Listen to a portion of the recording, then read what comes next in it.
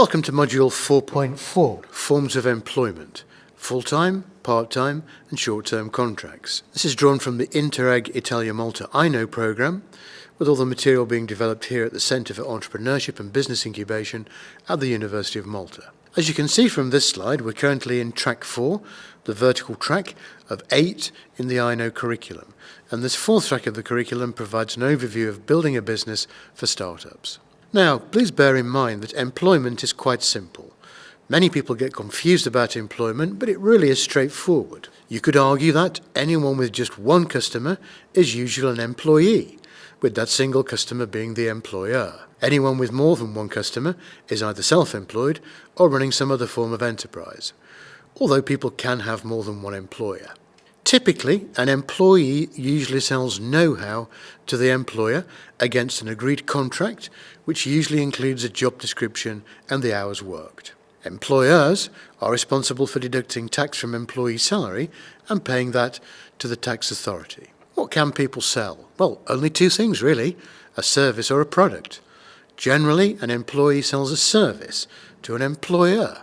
So think of the employee selling a service to a customer, and is paid in terms of time, often not more than 40 hours per week, against an agreed contract of employment. By contrast, an employer, including someone who is self-employed, can sell both services and products to its customers for an agreed price, which may or may not be subject to a contract. But coming back to employment contracts, most people assume employment as being something that is full-time and also permanent. Generally speaking, one has to recognise that these are misconceptions, and the actual terms of employment are given by the contract of employment agreed and signed by both the employer and the employee. The contract sets out the responsibilities and requirements of both employer and employee, and also the terms of how the employment contract may be terminated. Full-time employment usually means a form of contract of employment in which the employer agrees to provide work for the employee against a job description, usually for no more than 40 hours per week.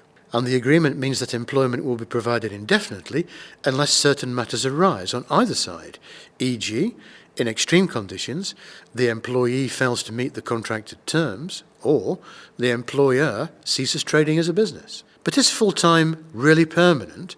The simple answer is no. Whilst both employer and employee may wish for employment to be permanent, there is no guarantee that the employer will be able to provide work indefinitely if the enterprise fails for some reason or another, usually market forces. This situation is covered by the notice period in the contract of employment, which simply put, usually states that employment may be terminated if a period of notice is given, for example, 4 weeks. Notice compensation. If the employer is no longer able to provide employment for the employee, then the notice period is invoked. This means that employment stops after 1, 3 or even 6 months, depending upon the contract. For employees being given notice, they may also be given some form of compensation, a payment to help cover immediate expenses until they find new employment. That usually increases according to how long they've been employed. What does all this mean?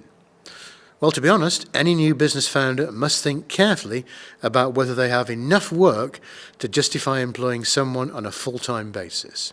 Issues to consider include, is the role likely to be one that needs an employee on a full-time basis? Is the work being done something that the enterprise expects will continue indefinitely?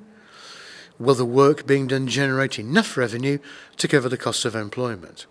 If the answer is yes to all three, then okay. But if the answer to any one of those three questions was no, then employing someone on a permanent and full-time basis may not be appropriate. This gives rise to two main options. Firstly, employ the person on a permanent but part-time basis, in which contracted hours are less than the traditional 40-hour week. Or, employ the person on a full or part-time basis, but for a fixed duration, usually referred to as a short-term contract, rather than a permanent basis. Part-time employment. It may be that some role is required on a permanent basis, but for less than the traditional number of hours per week, perhaps less than 40 hours. This type of role is popular with people who have childcare or other responsibilities, e.g. a working day of 10 to 3:30 often fits with school hours. Alternatively, some people may be attracted by working unsocial hours, such as evening bar work, since they may have other activities they wish to pursue during normal hours, e.g. university studies. If a functional role is required, it may be that there is not enough work to justify that on a full-time basis.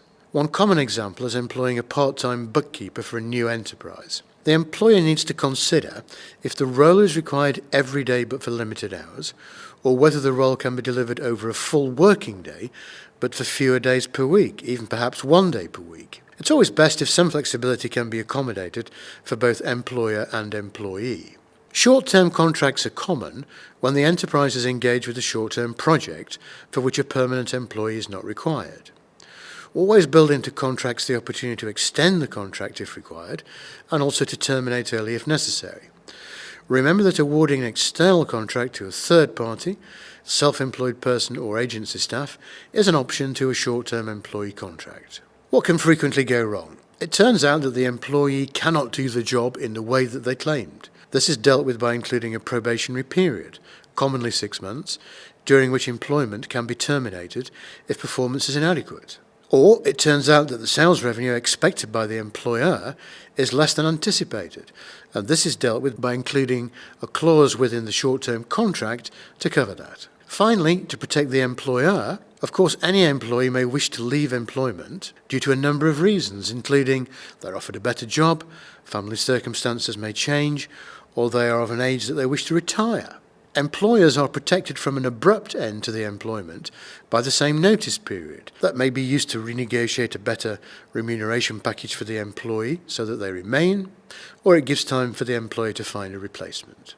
Now here's where in the lecture we'd normally stop and ask for questions, but on this occasion it simply falls to me to say thank you for watching the video.